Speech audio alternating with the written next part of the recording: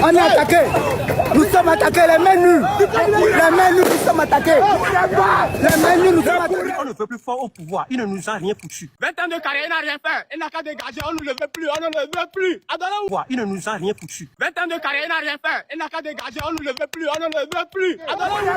Les mains nues, nous sommes attaqués. Les mains nues, nous sommes attaqués. Les mains nues, nous sommes attaqués.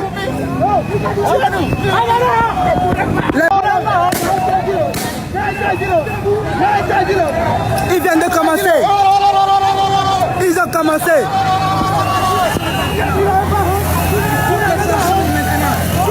Les mains nues, ils ont commencé par lancer les grenades lacrymogènes.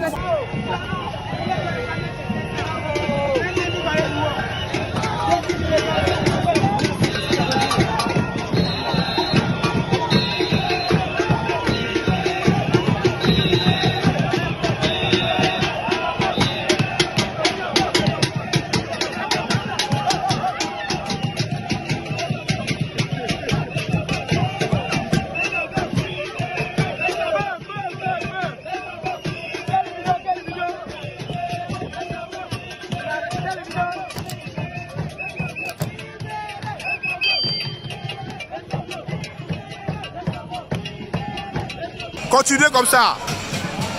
On est fatigué, tout c'est trop. On est fatigué. On est fatigué, on est fatigué.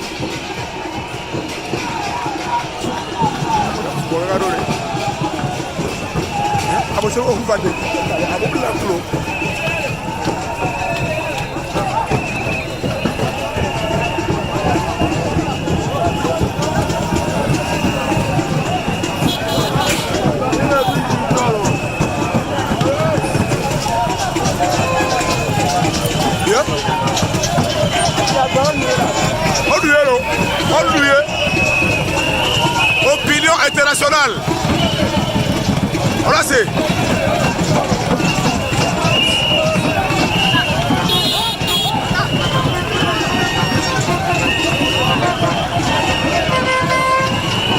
Abouti veut voir dès qu'on a donc avec le de la paix. Dès qu'on a donc avec le de la paix.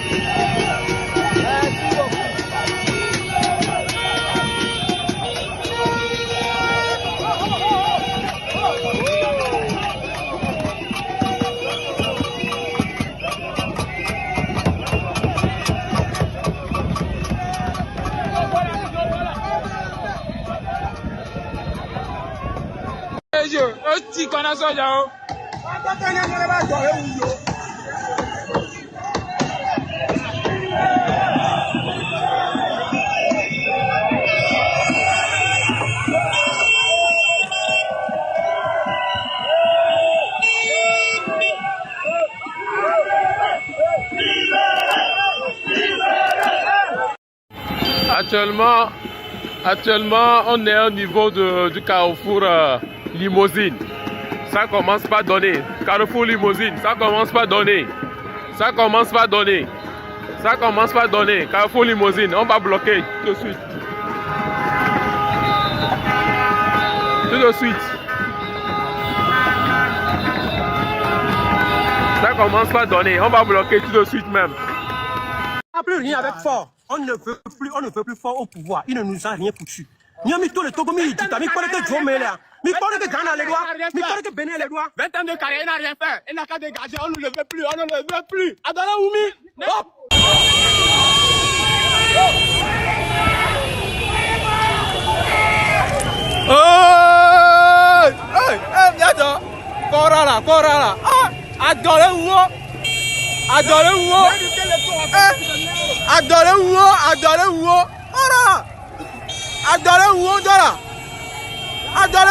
Le Togo est à la croisée des chemins.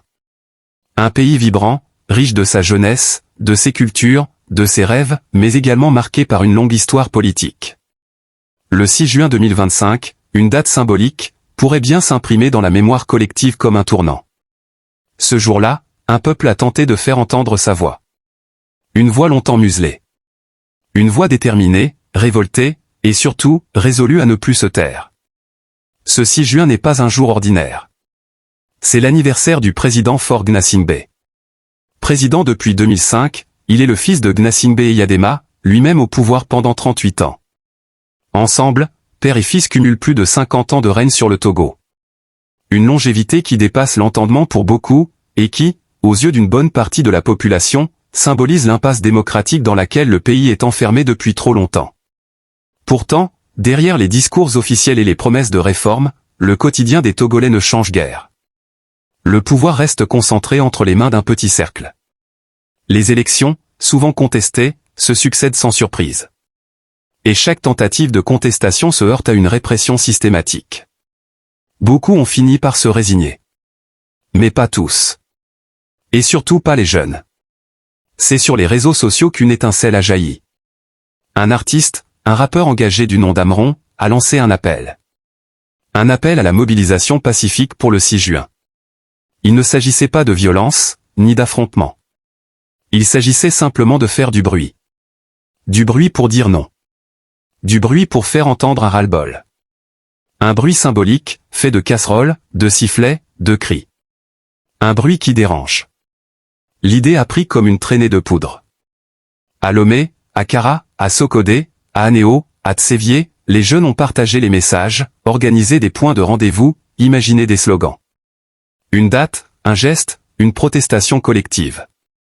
Une protestation contre l'éternité au pouvoir, contre le silence imposé, contre les injustices banalisées. Mais à mesure que la mobilisation prenait de l'ampleur, la réaction du pouvoir ne s'est pas fait attendre. Amron est arrêté quelques jours avant la date fatidique. Il disparaît. Aucun communiqué, aucun avocat. Le silence complet. Puis, soudain, une vidéo. Il y apparaît, visiblement fatigué, le ton changé, le regard perdu. Il présente des excuses. Des excuses que personne ne croit vraiment spontanées. Beaucoup y voient une mise en scène, une tentative d'intimidation. Mais loin de décourager, cette arrestation a renforcé la détermination des jeunes. Amron devient un symbole. Le silence qu'on veut lui imposer fait écho à celui qu'on veut imposer au pays entier. Et le 6 juin devient plus qu'un rendez-vous de protestation, il devient un acte de résistance. La nuit du 5 juin, dans plusieurs quartiers de Lomé, le bruit éclate. Les casseroles résonnent, les cris fusent, les vuvuzelas hurlent. Des groupes de jeunes marchent dans les rues, d'autres postent des vidéos en direct. À Bay, à Kégué, à Tocoin, l'agitation est visible. Dans d'autres villes, la même scène se répète. C'est un mouvement spontané, sans chef, sans structure. Juste une jeunesse debout. Très vite, les forces de sécurité interviennent. Gaz lacrymogène, arrestation, coups de matraque. Mais la rue ne recule pas. Elle se disperse, puis se reforme. Le jeu du chat et de la souris dure toute la nuit. Le matin du 6 juin, Lomé se réveille sous une tension extrême. L'armée est déployée. Des blindés barrent les grands carrefours. Les réseaux sont ralentis. Mais la détermination ne faiblit pas. Des manifestations reprennent dans la journée. À Kara, fief traditionnel du pouvoir, des poches de contestation surgissent. À Sokodé, les cortèges avancent, calmes mais fermes. À Anéo, des chants anciens sont entonnés, rappelant d'autres combats. Partout, un même message, ça suffit. Le gouvernement condamne fermement ce qu'il qualifie de désordre orchestré par des activistes manipulés de l'étranger. La presse officielle parle de troubles, de provocation. Mais la rue ne croit plus ces récits. Elle sait pourquoi elle est là. Pour la dignité. Pour la justice. Pour l'alternance. La contestation ne reste pas confinée au pays. La diaspora togolaise se mobilise à son tour. À Paris, Bruxelles, Abidjan, Montréal, des rassemblements sont organisés. Des tribunes sont publiées. Des voix s'élèvent pour rappeler que le combat pour la démocratie au Togo est aussi un combat africain. Et que l'heure de l'éveil a peut-être enfin sonné. Le 6 juin 2025 n'a pas fait tomber le régime. Mais il a brisé une habitude. Celle du silence. Il a marqué une rupture psychologique. Une nouvelle génération s'est levée. Elle n'a pas peur. Elle n'a plus confiance dans les promesses. Elle veut du concret. Du réel. Et surtout, elle veut que le pouvoir cesse de se transmettre comme un héritage. Ce jour est devenu un symbole.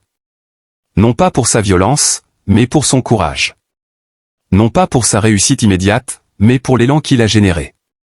Il a montré que malgré la peur, malgré la répression, une nation peut encore se dresser, dire non, et croire en son propre destin.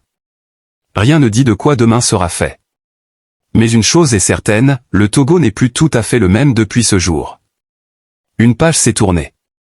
Une autre s'écrit, peut-être plus lente, plus chaotique. Mais elle s'écrit. Et c'est déjà énorme. Ce 6 juin 2025 restera dans les mémoires. Non pas comme une fête. Mais comme une déclaration. Une déclaration de rupture.